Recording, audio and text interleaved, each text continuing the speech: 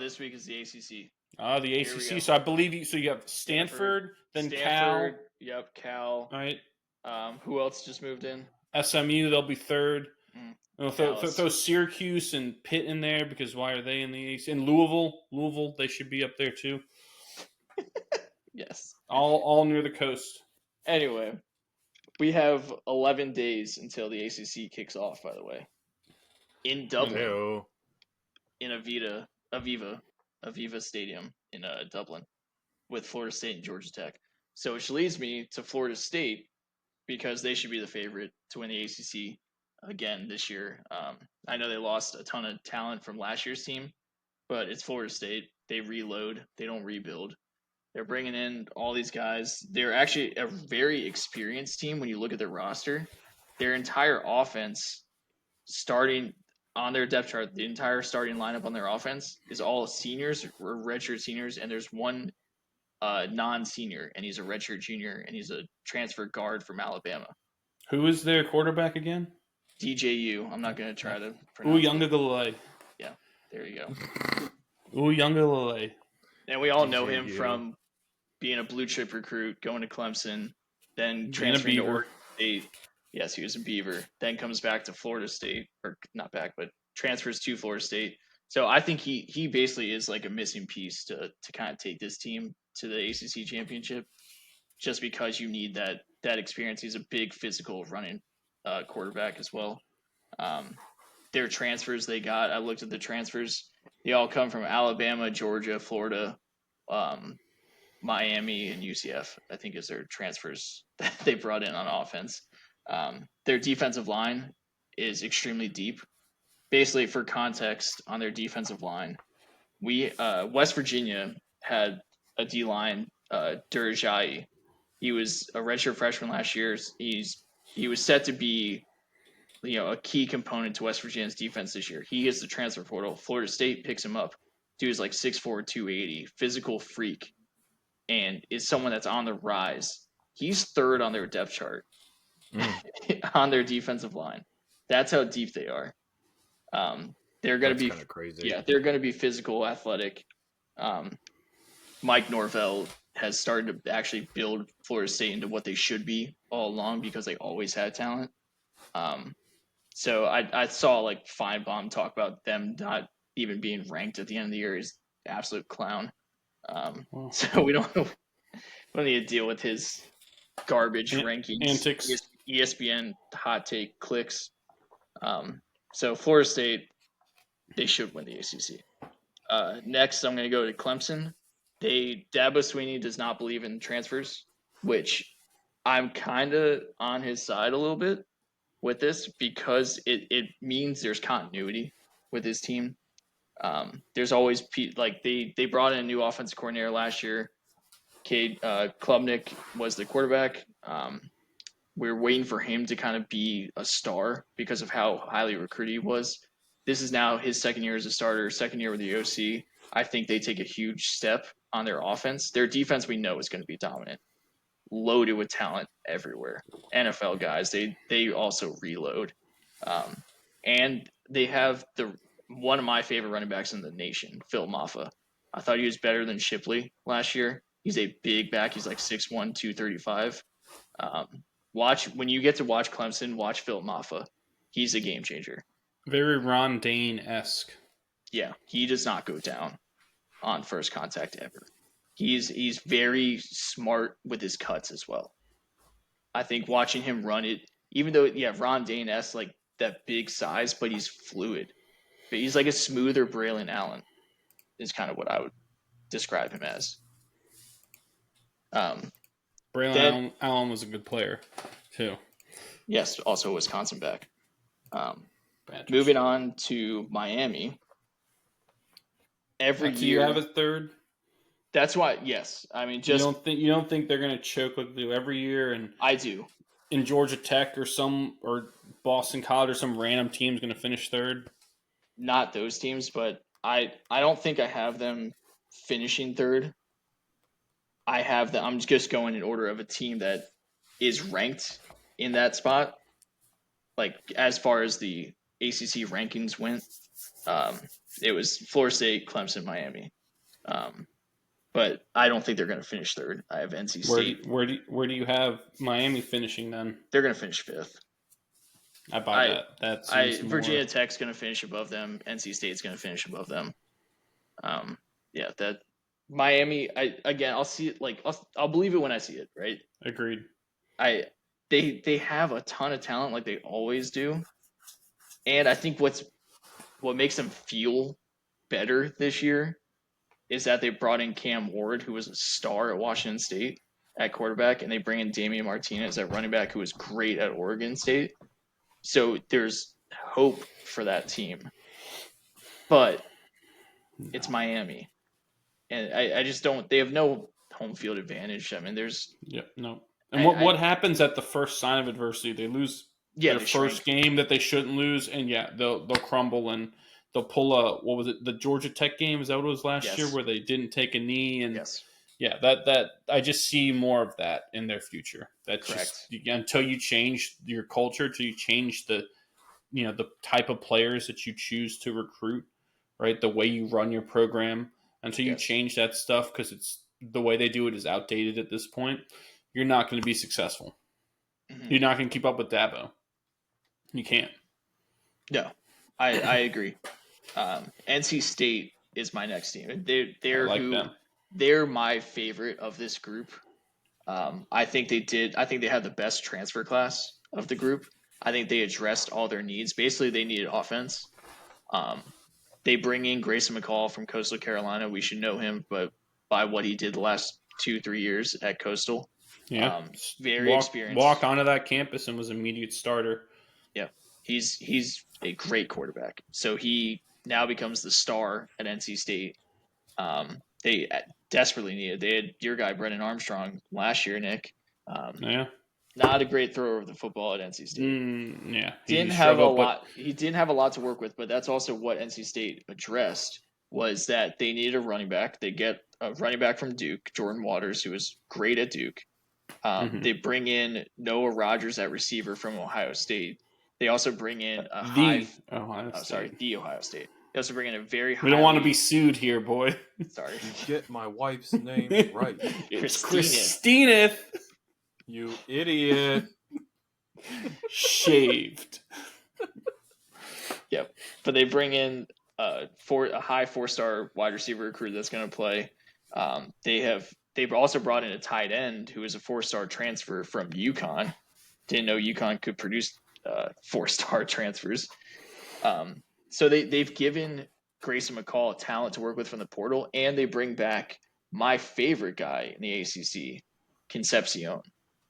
Yeah, he reminds me, and this might sound blasphemous, especially because I'm wearing his jersey right now, but he reminds me of Tavon Austin. That's how good Concepcion is and how he's used and his body type. KD Concepcion, is that his name? I believe it's Kevin. Concepcion. K stand for in KD. Exactly. Yeah, sure. But he's one of my favorite guys. If you watch NC State play, that guy can win you a ball game by himself at the slot receiver / running back position. Basically get him the ball. But now he is now freed up a little bit because of the talent they have at the other positions. They're always going to be a physical team. They are a team that is on the rise recruiting-wise as well. They had a phenomenal 24 class, and a lot of this, there's going to be some freshmen that are going to play. You might think that's not a good thing, but the talent they got as those freshmen is incredible. So watch out for NC State. They also have a very, very favorable schedule. As does much of the ACC because of how weak the back half of that conference is. That is correct. There are many teams that can go like 10-2. Like, it's pretty ridiculous. The next team on this list that I'm sure we're all going to be happy to talk about, Virginia Tech. They return, the Chokies, as they're called. They return the second most production in college football behind Iowa State. Iowa State's got the first. Virginia Tech's got the second. Coming off a 7-6 record where they started to look a lot better later half of the year. It looks like they found their identity. Running behind. a big reason for that is who they have at coach, Brent Pry. Yeah, I believe is their coach, State. And he's a Hokie through and through. Like he bleeds maroon and orange. Like he gets it. He gets Virginia Tech, and that's something that Justin Fuente, his predecessor, didn't get. Yeah. And it didn't matter. And a lot of the Tech faithful sniffed it out immediately. It didn't matter how many wins that guy could put up. You could win 10 games a year. They sniffed out that it wasn't the call it the Hokie way, right? But Brent Pry gets it. He is Virginia Tech through and through. And I think that's why you see, like you said, the continuity. That's why you see that is because of Brent Pry. Yeah. Well, he started recruiting players from Virginia that want to be Hokies, that grew up fans of the team, right? Because that was a big, big part of their identity was like they probably pushed the mantra of that we are Virginia's team. We are the state's team. And if you're the best player here in this state, this is where you want to go. And there's like a level of pride that comes with that and a culture. And that got lost in previous years. And I think that's why you see the continuity of guys not wanting to transfer, because they feel that there's a connection to it. Right. Yep. I mean, how many teams bring back basically their entire roster after going 7-6? No, right. It doesn't happen a lot. So they're extremely old team as far as college. A lot of grad transfers, grad students now. A lot of grad students, a lot of redshirt seniors. Drones at QB is a big physical QB, and they finally put him in like halfway through the year, and they were like, okay, we got something. He needs to be a little bit more accurate with the football, but running wise, him and Tootin, they should have a yes. Excuse you. That's his last name. Yes, Tootin. Fedor Tootin? His first pair him with Kasperitis. Is that what we got going on here? There you go. Disease. But they basically Virginia Tech run. And then Ollie Jennings, I believe, is an NFL talent wide receiver. He got hurt last year. He can be basically a game changer for red zone as well. I mean, you run and hit Ollie Jennings one-on-one. I think that's a very easy key to success. Their offensive line's back. I think Virginia Tech is going to give people a lot of fits. Defensively, Powell Ryland is going to be an NFL defensive end. He might be a first-round pick. He's that good at defensive end. They bring in a D tackle from Duke, Peebles, who is really, really good at Duke. Dorian Strong is one of the best corners in the country. So defensively, they have guys pretty much at each level who are really, really good players who are going to play on Sundays. So watch out for them. They have probably the easiest schedule. Yeah. If you look at their schedule, it's Charmin Ultra Soft is what the schedule is. Yeah, it's bad. So that's your top 5 that you think you're going to finish the year: FSU, Clemson, NC State, Tech, and Miami. Yep. What's a team from that division or that conference that you think has a chance to kind of get up in that? Because I agree with you. There's, like we said, the back half of that conference is pathetic. Oh yeah. It's true. What's another? Maybe a Louisville and SMU that can get up there. But Louisville, the reason why I don't like Louisville, a lot of people have them ranked. The reason why I don't like them is because their entire team's transfers. Their coach did a phenomenal job last year. He's a great coach. Yeah. But they lost so much from that team that you can't blame them for like reloading it, but it's so hard to completely redo your entire roster and compete at the highest of levels to win these games, to be what they were last year. I mean, we look at Colorado. Completely redoing your whole team doesn't necessarily work. So I love the Louisville coach. I just don't like the fact they're all transfers, even though they're really good transfers. I think you'll see some regression to the mean with Louisville. Yes. Or that'll take them, like the team that on paper could finish 10, 11 wins, but will finish with like 7, 8 wins because it'll take them a few weeks to get going. Yes. And with the weakness of the conference, they'll be able to, snap off a couple wins. As far as SMU, I don't trust that I mean, people like this SMU team and coming into this conference. It's still a Power 4 conference. You're not just going to walk through it. All right. Yeah, I mean, you're right. That you saw that with Houston, UCF, Cincinnati, and they all think they can come into these Power 4 conferences, and for some reason, people are like, oh, they should be the favorite. No, you got to. It's also you have to adjust to the style of play. Correct. Yep, because every conference is unique. It's the same thing in basketball. You've taken a middling ACC school and put them in the Big Ten, they're probably going to struggle. Same thing in the Big Ten. You take a top Big Ten school and put them in the ACC in basketball, they're going to struggle. The only team that I can think that didn't was Houston for basketball because they were they're the exception to the rule. Yes, but as far as other teams, someone that's underrated, the most underrated team in the ACC, it's a team you love, Nick. Georgia Tech. Yeah, Georgia Tech. The Haynes King, and I think it's Jamal Haynes is the running back. Yeah. Physical. They will get after you. They were one of the best rushing teams in the nation last year. I think they were like 7th in the Power 4. They're a very good rushing team. Haynes King is a dynamic player. He's an it factor. Basically, he can go win you games. I would love this Georgia Tech team, except their schedule is actually brutal. It's like the only schedule in the ACC that's because we got to play Georgia.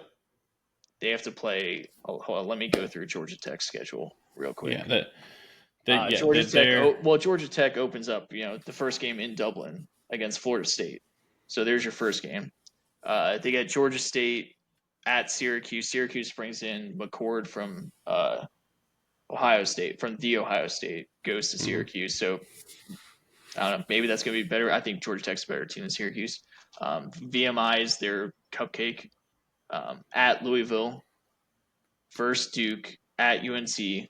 Like, you have to win those games because then you go first Notre Dame, at Virginia Tech, versus Miami, versus NC State, at Georgia. So they're literally playing the top 5 teams in that conference. You're playing most of those on the road too. Like, you're going to Ireland to play FSU. You're going into Blacksburg, right? That's one of the toughest places to play in the country. That stinks. And you have to play on top of that. Oh, by the way, you have to play Georgia. Every year we have to go play Georgia between the hedges. Yeah. So you're right. That stinks. That's rough on them, but they could be a team that could come into one of those weeks and go, oh, record-wise, they're not that good. Correct. And then they stomp like Miami. You're like, what the hell happened? I think they're the best 5-win team in the country. Yeah. Like, I don't know if they can make a bowl game, but because of that, they're gonna be tough. They're gonna be a tough out. If you don't bring it against them, they're gonna win. Yeah, I agree. Where do you have my Who's finishing? I want to like them. I do. Because of, if you look at the roster, they actually bring back, I think, like the 4th most in college football production. Like, they brought back almost everyone, but Calandra is not going to start. Muskett's going to start. From everything, still there? Yeah, he's still there. But he's very capable. I actually think it's a benefit to having Calandra because Muskett's probably going to get hurt. Calandra, I like him. He's just young and makes mistakes. They have to find a way to win. They lost 5 games last year by single digits. If you watched that NC State game, I did. I watched those. That I said, if this is any other school, this game will be talked about forever as the worst thing that's ever happened. But for UVA, this is it's another Thursday night. Yeah, it's just another. Okay, we'll add that to the list of. That was a Friday night game because I was in Morgantown. Right, Friday night. I was in Morgantown watching that one. But they have NFL talent at a lot of positions. They just lack. They lack so much depth. But they have their receivers. I mean, they lose Malik Washington from last year, but they bring back Malachi Fields. Malachi Fields is the next UVA receiver. I mean, Dontavian Wicks, Malik Washington, Malachi Fields. I mean, that's pretty. Don't forget Olamide Zaccheaus. And Zaccheaus, correct. They have great talent, and they brought in Chris Tyree from Notre Dame, who Elliot, the head coach, said he's lightning. like absolutely lightning fast. Chris Tyree was a big. I want to say he was the number 1 recruit in the state when he went to Notre Dame. He was a big time recruit. Notre Dame, in a lot of ways, felt like they underutilized him because a lot of Notre Dame wanted to predicate their offense on like running game is pounding, and then we use play action over the top. And so Tyree was relegated to kind of like a change of pace and special teams role. Whereas now you walk into a UVA, which is he can be the guy. The guy. Yeah. I mean, in all honesty, he needs to touch the ball 20 to 30 times a game. I agree. I mean, they bring back Kobe Pace, the running back. They have to be able to. They got to be able to run the ball better. Brian Stevens is on the Remington watch list. Oh, really? At center, yeah. He's. I mean, he's their best lineman, but yes. Their offensive line has got to be better. And then their defensive line, Cam Butler's back. By the way, that guy's got coach written all over him when he's done with football. I don't know if you ever listen to him. He's going to be a coach. But he's a great defensive end. Jonas Sanker, the safety, he's on a bunch of like preseason All-America teams. A lot of that is because he has to make all the tackles. Yes, he racked up a buttload of tackles last year because there was a sieve and someone has to tackle this guy 30 yards down the field. So I want to like them, but I listened to Elliott's press conference after his scrimmage on Saturday. So like basically what happens, Kamala, if you didn't know this, like all the teams right now are scrimmaging every Saturday, like scrimmaging themselves as their preseason. Because college football doesn't have preseason, so basically they do a scrimmage every Saturday and kind of see where they're at. I listened to Elliott's press conference and I listened to West Virginia's coach Neil Brown's press conference, and the difference is kind of amazing. Where they talked about the same things but said the exactly the opposite. And the biggest thing I took away was the weather. Neil Brown talked about how he wants the weather hot. He's like, I want these guys to be miserable. It's like, I want them to deal with the heat and to make this as tough as possible on them. And they need to grow through it and they need to be tougher and everything. They got to get through this. Literally, Elliott's like, I was a little hot out there. You know, we want to make sure these guys aren't getting too worked up with doing this and stuff. I'm like, oh my God, like there's a reason why you're going to lose another 8-9 games. Like your team has talent. Get tougher. So I want to like UVA, but reality is they have to win their first 5 games. If they don't, they're not making a bowl game. They're not.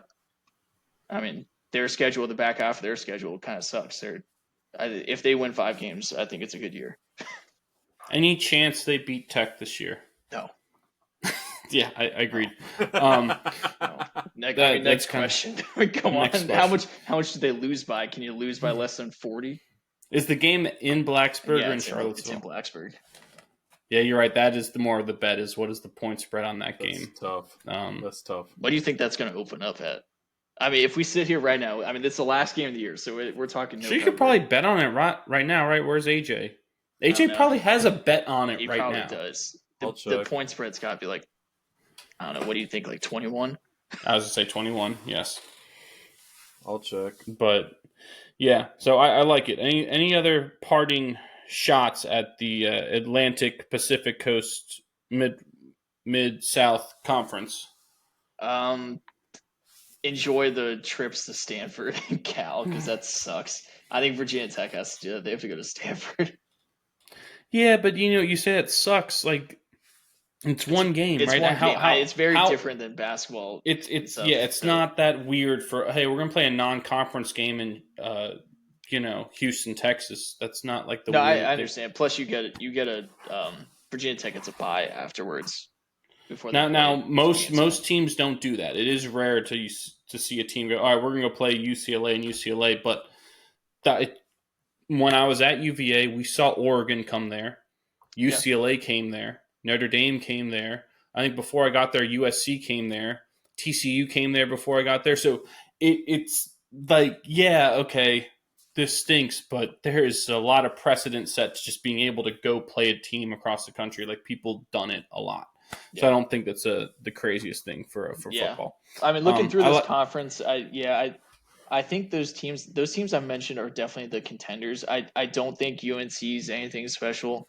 Pitt, Pitt. Someone's going to have to somehow convince me why they're even mentioning trying to beat West Virginia this year. I mean, the team stunk last year, and didn't get any better. They lost like their best D lineman, so I don't know why Pitt is. I don't know. Yeah, but I mean, looking at the conference, SMU, I think that's all just clicks. Yeah, Kamala, what are our odds? What do you got? Efforting still. Okay. I'll let you know. So that'll do it for our preview. Syracuse is going to do anything? A new coach. Yeah. That's hard. That they could surprise people, but hard to say so. Well, all right. Before you completely wrap this up, I think moving forward, these teams, NC State and Georgia Tech, are two teams that you are going to watch out in the next 5 years. I think you're going to. I mean, Georgia Tech just got their highest recruit since Calvin Johnson. I saw that. 5-star lineman. They're doing some great things. Georgia Tech and NC State are doing great things recruiting wise and keeping the players. So I would say watch out for those two programs moving forward because they're going to out recruit Virginia Tech. Yeah. So just to wrap it up, you've got Florida State winning that conference. Yes. Earning a playoff berth. Does any other teams, does Clemson get in the playoff? I feel like that's the only other shot. Yes, because you know what I love NC State, and I want to say NC State's going to the conference championship. But Clemson, there's something about Clemson. There's something about people keep writing this team off because they're like, oh, well, Dabo's done. This team's, dropping down. They're not as good as they used to be. I mean, they still went 9-4 last year. Tyler from Spartanburg or whatever lit a fire up Dabo's ass when he complained last year about Clemson, like, I guess not being good anymore. And he's like, what are you talking about? Like, we win 10 games every year. So I think Clemson's going to be back. I think Phil Moffitt's going to run wild. And Dabo's an experienced coach, and he's one of the best coaches in the nation. Like, agreed. It's hard to Clemson. Stop trying to think you're smarter than everything is. Than Dabo. Yeah, it's hard to write them off. I agree. I think it's one of those things where their success has been their enemy in some of these cases. But yeah, can't count them out. Kamala, you got it or no? No, they won't. They won't open that up yet. The only thing you can bet on right now is conference. Oh, champion. You can't. Are you allowed to bet on Virginia teams in Virginia yet? Yeah, gambling's legal in Virginia. No, but legal in Virginia, but you can't bet on the teams. Yeah. Oh, really? Yeah, that was the thing. Like right when I don't think they changed that yet. I've completely forgot about that. But yeah, I think it's because our gambling expert AJ has told me it's because you know your teams. Yeah, you might have insider information. You as an alumni, you might have some tie to it. Yeah.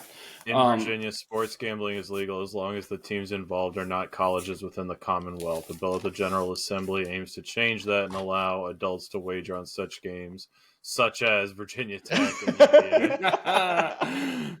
Yeah. But that was an article posted back in January. So the Richmond Times. That'll do it for that preview this week. We did the ACC. Boy, who's next week? What conference do we have next Big week? Ten.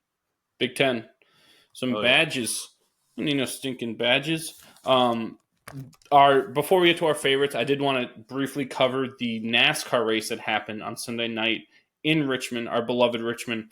Wild ending to this race. If you saw it, you know what I'm talking about. But at the end of the race, after taking the lead from Denny Hamlin, the local guy from Chesterfield. Outside of Richmond, with about 29 laps left, Austin Dillon, he looked like he was going to win. Like poise, he's easily taking it. Like, okay, we're just counting the laps down. But then, of course, there was a caution. I believe the first caution of the night, outside of the mandatory cautions in between stages. So the first caution of the night for a wreck happens. And when you get a caution, you have to kind of come back together as a group and restart. So that means if you could be in second, 30 seconds behind, you're going to start next to this guy, right? So they go to a restart, and this happened so late that they went to their overtime rules, which basically means, a couple, like 2-3 laps left. I think in this case, it was it a handful because of how checker. No, but it was a handful because of how short the Richmond track is. It's one of the shortest tracks on the circuit. So they go to the restart, and Joey Logano smokes the restart, and he just takes off, and he's leaving everyone in the dust, right? They come to the final turn, and Austin Dillon pulls. It looked like if you were to watch us play Gran Turismo as kids 20 years ago, this is what it looked like. He just comes in and just slams the back, doesn't even slow down for the turn, doesn't even make an attempt, just slams the crap out of Logano, shoves him right into the wall, wrecks him. And as he does that, Hamlin passes Dillon on the inside. And again, just like watching us in Gran Turismo, Dillon comes down and swipes Hamlin out, takes him out, and waltzes for the win, taking just literally boom, boom, like bouncing his car like a bumper car, taking these two dudes out. It was Dillon's first win in about 2 years. It also qualified Austin Dillon for the playoffs because in NASCAR, if you win one race, you qualify for the playoffs. And so everyone who's won a race qualifies, and after that, it's by points. So I think there's only 3 spots left for someone who isn't in there on wins. And so Dillon jumped like 20-some spots. He was way down, was nowhere close to the playoffs. But by doing this, he's now qualified for the playoffs. He's got a win under his belt. And it was just a crazy ending. Yes, you get a lot of bumping and running in short tracks, but not like this. Like in any other circuit, like an F1, he would have been immediately like DQ'd and like ostracized from the community. Like you just don't do that. But in NASCAR, they don't take wins away from people, so they're not going to take this away from him. He's probably not going to get penalized. At worst, he might get a fine or a talking to. But it was a big kind of deal because I believe I heard Logano curse immediately because let's just shove a microphone in this dude's face right after he just gets taken out on he should have won. And I think he did, but him and Hamlin both had similar things to say. Hamlin was more kind of composed, but basically what I got from Denny, and Denny's kind of right. He's like, look, it was what happened wrong. Yeah. I mean, even other guys who watched, Tyler Reddick, who came, I think, wound up coming in second or third, was like, yeah, that was ridiculous what I just watched happen. That's Bush League. That's garbage. But Denny was like, look, is it wrong what he did? Absolutely. But at the same time, NASCAR is not going to penalize him. They've made that clear. He's going to get the win. He's going to jump 20 spots in the standings. That's all that matters. So until you change the way things go with that, what he did, even though it is wrong, it's dangerous, it's incredibly reckless, and he's probably going to face retribution in the future from who knows how many people, because a lot of people were not happy. Again, people who weren't even involved in it were like pissed off about this. But Denny was like, look, even though he's going to face that, at the end of the day, he got his result he needed. He will qualify for the playoffs. He got his win. And that's all you do. And Denny was kind of like, it's not up to Austin Dillon to determine these things. It's up to NASCAR to be like, we need to draw a line, have something concrete to make sure this doesn't happen because it is ridiculous that it happened. Well, I'm going to pull a couple of direct quotes out here because it's hilarious. Hilarious. So, Dillon, when he was asked, he said, I don't know, man, it's been 2 years. This is the first car I've had a shot to win. I felt like with 2 to go, we were the fastest car. I hate to do it, but sometimes you just got to do it. I have to thank the good Lord above. It's been tough over the last 2 years, man. I care about my racing team, my wife, and this is my first. It means a lot. Again, I hate it, but I had to do it. And then Logano said, it's chicken shit. There's no doubt about it. He said 4 car lengths back, not even close. No. And then he wrecks Hamlin to go along with it.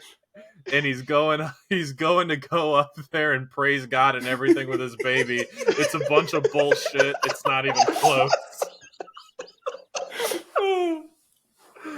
And then the article goes on to say that Logano got even more candid when he wasn't talking to NBC. Yeah. So that was him toning it down. Yes.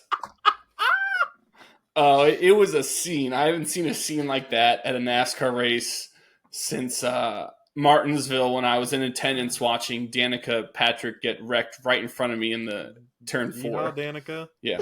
But yeah, I thought that was there's only a couple races left till the playoffs start actually for the NASCAR. So that was, again, huge for Dillon. But in kind of his comments, it was almost like he had to do it. Like they created this desperation in the format that they have and how they kind of govern how you race. And it's hard to blame Dillon for it, but Logano is right. Denny Hamlin is right. Tyler Reddick is right. All of them, the other drivers are right. That is chicken shit is probably a good way to describe it. Hilarious. that's going to move us on to our final segment. I didn't think you guys had any more NASCAR stuff. Yeehaw to go with it. But our final segment is our favorite segment that's brought to you each week by One Legacy Title and Escrow in Jacksonville, Florida. Visit them at onelegacyflorida.com or follow them on Instagram at onelegacyflorida to see how they can help you with your next house closing. One Legacy Title and Escrow, because your legacy matters.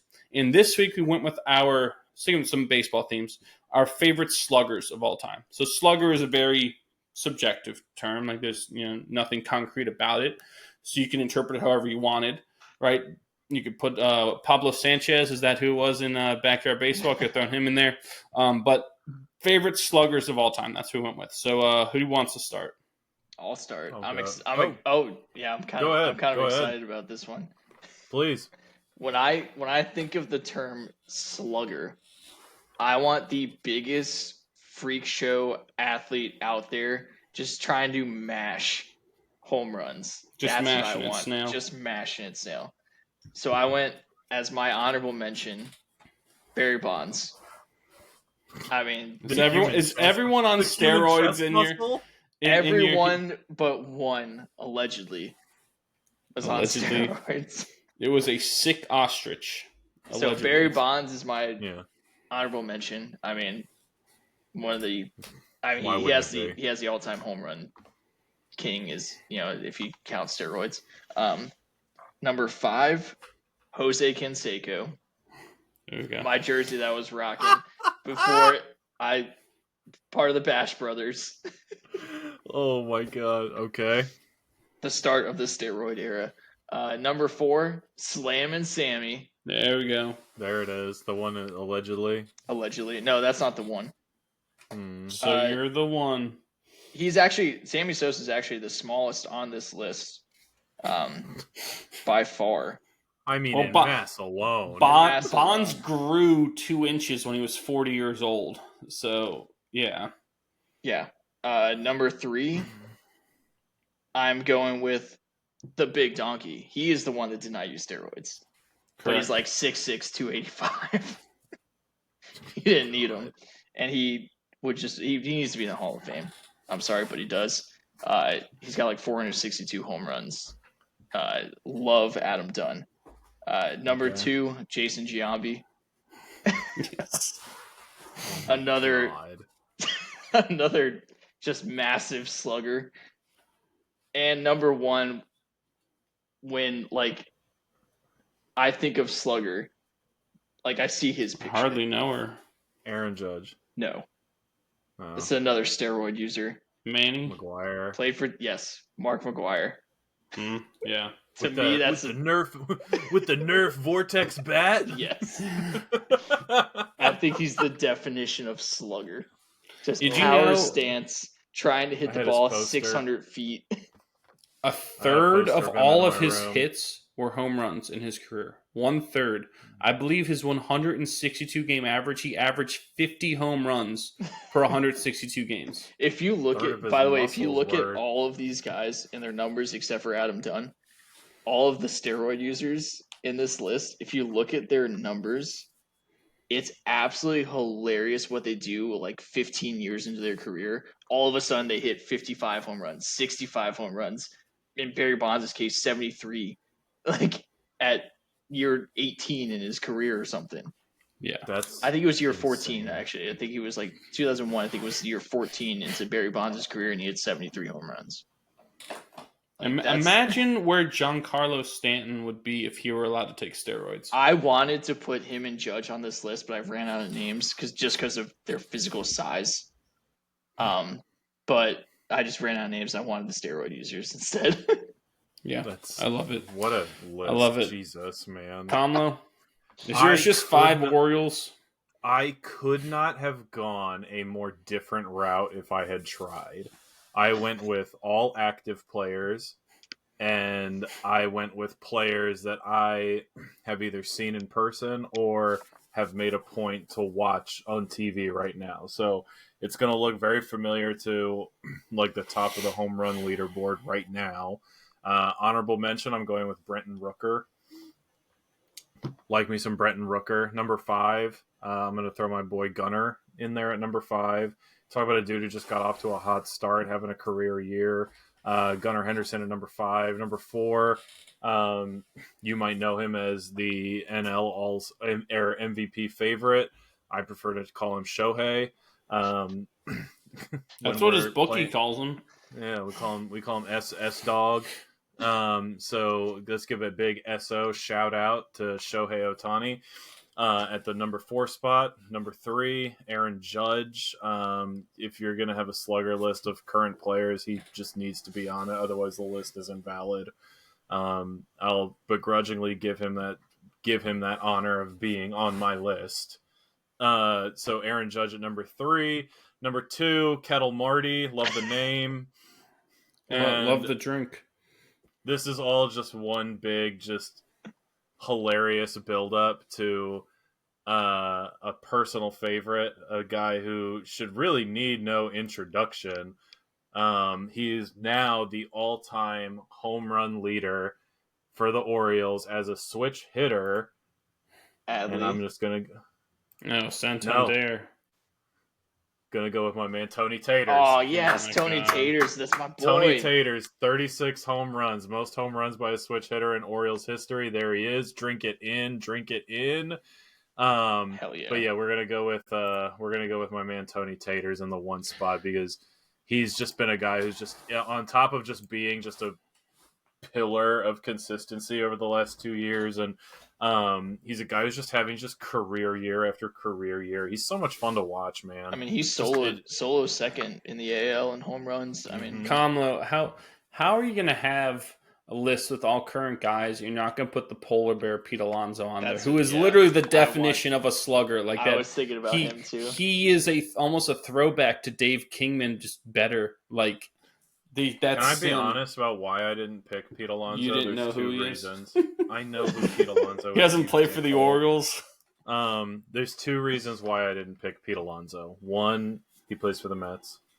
2, I really just don't like the way he looks at the plate. I don't like his bullshit little. Put it right there. That was what McGuire kind of did. I don't know. Well, McGuire isn't on my list either. Yeah. So what's your point? Nice. But yeah, that's my list. All right. My list, I have a couple honorable mentions. Of course you did. I couldn't go without mentioning them. Mark Reynolds from UVA, who was up there just to try to hit the ball as hard as he could and as far as he could every time. That's a good one. His only goal was that. He led the league in strikeouts so many times, but he's a 40 home run guy. From by way of First Colonial High School in Virginia Beach is where Mark Reynolds is from. Didn't he play with the Upton brothers and David Wright?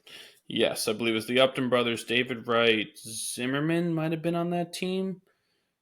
Not sure. Their travel team was just ridiculous. All those major league guys on it, but Mark Reynolds, and then the Todd father, Todd Frazier. Oh yeah, with meat claws for hands, like Johnny Bench hands. You could hold 5 baseballs in them. He had big hands. But the Todd father, loved the Todd father. When he won that home run derby in Cincinnati, the first time they changed the format was just electric. That was so much fun. My number 5, I have a guy mentioned before on the show, but Josh Hamilton. Mm-hmm. He was as good of a hitter as he was. He just had so much pop and power, and it was effortless. He was fantastic. A former MVP, one of my favorite players of all time. Number 4 is Evan Gattis, El Oso Blanco. Oh, yes, I got you that shirt. Just a big, bearded man up there. If you could pick the definition of El Oso Blanco or the White Bear, he really would be it. He embodied it up there, just swinging a club, no batting gloves, nothing. He could hit a home run on a pitch above his head, hit a home run on a pitch in the left-handed batter's box to all fields, just taking a mighty hack at it. He actually was a much better defensive catcher than he ever got credit for. When they started doing advanced analytics on defensive metrics for catchers, he was always rated as average to little above average. They were playing guys rated way below him who got to start every game. But for whatever reason, he wasn't entrusted with that. He was relegated to a lot of kind of DH type roles later in his career, but man, was he just fun to watch take hacks at the ball. He was awesome, but he only played 6 years. Yeah, should have played longer. Yeah, I don't know why he didn't play longer. It's because there was that, we don't have a position to play him at, and he's just a DH. And, at that time, there was not a lot of thought into putting a DH on your team. A lot of teams didn't have a DH. His last year, he played he had 26 home runs 226, 25, and 78. And he didn't play the whole year. I know a lot of teams that could use that. Exactly. Especially from a guy who's up there taking hacks at the ball. Oh, great. And a different approach, too, from other people up there. So it changes the way your opposing pitcher has to game plan. That's a really good one. I love that one. You know how big Gaddis is, by the way? Because the way he looked, I don't know why. He looked like a bear. Probably about 6'4", 260. You're very close. I'll give that to you. 6'4", 270. 270. Wow. Yeah, he was awesome. Awesome. Number 3 is Gary Sheffield. I love Gary Sheffield. He is truly one of my favorite players of all time. Just up there to take a hack at the ball. And a dude who should be in the Hall of Fame. He's a career, I believe, 292 hitter, has, I think, 509 career home runs, something like that. But he evoked fear in the opposing team. And one of the knocks on him is that, he was so poor defensively, that's why he had to switch teams so much. But the way I look at it is he was on so many teams because all the teams he was on won. And all those teams needed someone like him because he's a winner. I love Gary Sheffield. Career OPS of 907. Yes. With 509 home runs, almost 2,700 hits. No, 253 stolen bases. Yeah, he needs to be awesome. Love Gary Sheffield. Number 2 is Adam Dunn, the big donkey. We've talked at length about him and how underrated he really is. He gets knocked for the same reason Sheffield and Gaddis got knocked, is this perceived inability to play defense. I would argue he probably wasn't in the right positions that he should have been in. And if these 3 guys played in a different time, we'd think of them differently. But I love Adam Dunn. Just a true threat to go deep. He is the definition of a slugger, true slugger up there. And at any point in time, you're afraid that the ball's going to leave the stadium. And number 1 is Aaron Judge. All rise for the Judge. He's going to go down as one of the best Yankees ever. He's going to go down as one of the greatest Yankee hitters ever. The things he's doing right now, when it is the hardest to hit a baseball in the history of the sport, are mind-boggling. It just bottles the mind. Your mind's in a bottle. And is in a bottle, right? Yeah. It's insane. The fact that he's able to break Roger Maris's record, again, in a day and age where it is the hardest to do it, he's facing the toughest pitching with the most movement, the most velocity, and he's doing it while playing for a garbage team, essentially. Like, the year he broke the record, everyone on the team sucked but him. This year, thankfully, he's got one other player in Soto, but everyone else has sucked but them. So for him to do what he's doing is remarkable, just incredible. And doing it while playing premium defense is a fantastic right fielder, a Gold Glove caliber right fielder, but now is playing center field and doing a very good job in center. So for him to do all the things he's done with all the circumstances and the market he's doing it in, facing the pitching he's doing it against, he, in a lot of ways, is, and it's crazy to say, is underrated. His contract he signed is underrated because, as crazy amount of money as it is, he's worth so much more than that. He's worth everything to the city of New York and to the entire Yankees organization. He is, if they have any shot of ever winning another championship, which they may have to, I don't know, rise Big Stein from the dead if they want a chance at that. He's going to be instrumental in it. He's going to be the reason they do it. So Aaron Judge is my number 1. Anything else before we close this this show?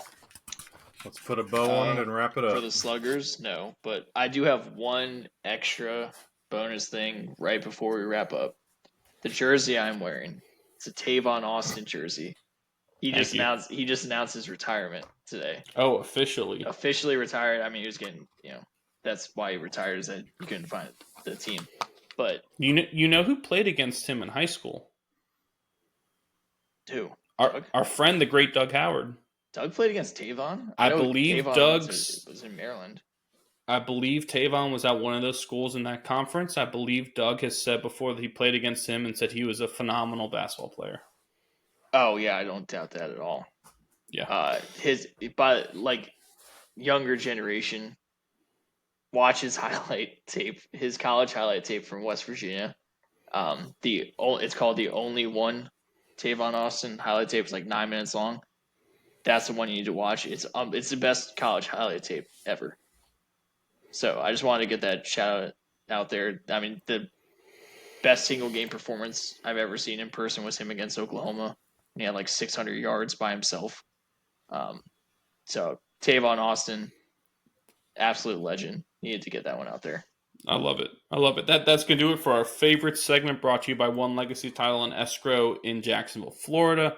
We'd like to thank our other sponsors, Bobo's Fine Chicken in Virginia Beach and Main & Co., the creators of the Modern Mimosa. That's going to do it for our show tonight here at What Caught My Eye. For the boy, Stephen Vesci, and the man, Stephen Comlow, I am the coach, Nick Vesci. As always, be decent to each other. Have a good one. We'll see you next time, and take care, Guatemala.